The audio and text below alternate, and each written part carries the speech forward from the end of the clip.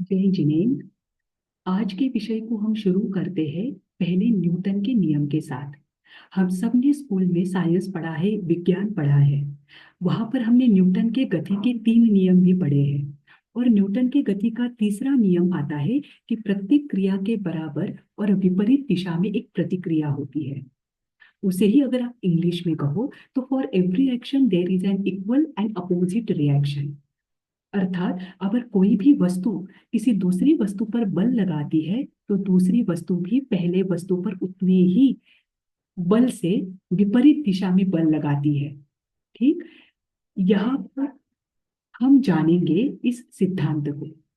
हम कोई भी कर्म करते हैं, कोई भी क्रिया करते हैं, तो उस प्रत्येक क्रिया का जितनी तरतमता के साथ हम उस क्रिया को करते हैं, हमारे भाव जितनी तरतम होते हैं, उतने ही परिणाम के स्वरूप में हमें उसकी प्रतिक्रिया मिलती है।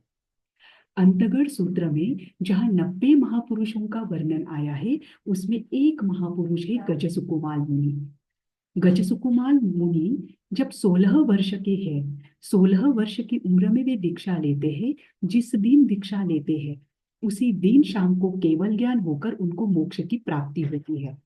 और वो उपसर्ग उनको दिया जाता है, वो उपसर्ग उन्हें मिलता है अपने पूर्वकृत जो कर्म है उसके परिणाम स्वरूप। कर्म किसी को भी नहीं छोड़ता है। इसी को लेकर उत्तराधीन सूत्र में गाथा भी आती है, कड़ान कमान न मुखार्थी। किए हुए कर्मों को भोगे बगैर मोक्ष की प्राप्ति नहीं हो सकती है।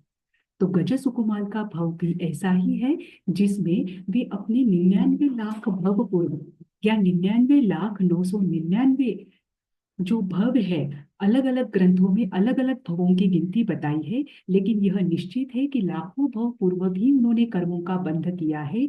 तो भी जब तक आपके वे कर्म छूटते नहीं हैं, तब तक आप उसे मोक्ष के रूप में अपने स्थान को या मोक्ष को आप प्राप्त नहीं कर सकते हैं, अपने कर्मों से मुक्त नहीं हो सकते हैं।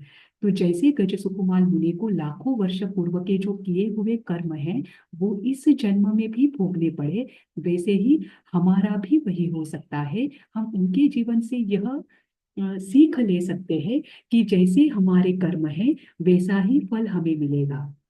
गज सुकुमार मुनि के जीवन को अगर हम देखेंगे तो उसमें 3 बातें सीखने को मिलती है।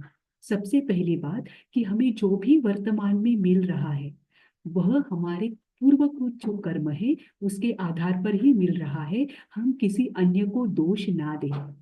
दूसरी चीज, गजसुकुमार मुनि मात्र 16 वर्ष के हैं। अंतगढ़ सूत्र में ऐसी 90 महापुरुषों का वर्णन आता है जो बाल भी है, वृद्ध भी है, स्त्री भी है, पुरुष भी है। किसी भी उम्र में आप अपने लक्ष्य को प्राप्त कर सकते हैं।